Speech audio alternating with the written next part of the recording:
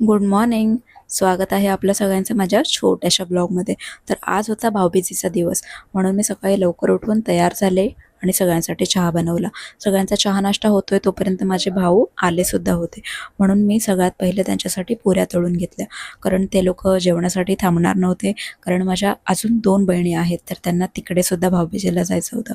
म्हणून मग म्हटलं ते ॲटलिस्ट श्रीखंड आणि पुरी तरी खाऊन जातील. त्यानंतर मी सुद्धा पटकन रेडी झाले आणि साडी मी खूप रेअरली घालते, फक्त ऑकेजनली आणि असंच काहीतरी फेस्टिवल किंवा फंक्शन वगैरे असेल तरच मी साडी वेअर करते. तर तुम्ही मला कमेंटमध्ये नक्की सांगा मी कशी दिसते. त्यानंतर मी माझ्या भावांना ओवाळून घेतलं, त्यांना श्रीखंड आणि पुरी खायला दिली. त्यानंतर ते लगेच निघून गेले, कारण त्यांना बाकी 2 बहिणींकडे सुद्धा जायचं होतं. आणि त्यानंतर माझ्या दोन्ही मुलांनी संध्याकाळी भाऊबीज केली. त्यांची ही पहिलीच भाऊबीज होती.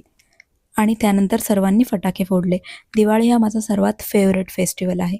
पण आता पहिलेसारखी मजा नाही. आणि बघता बघता रात्री खूप जोराचा पाऊस आला. तसा दिवस आजचा खूप बिझी गेला.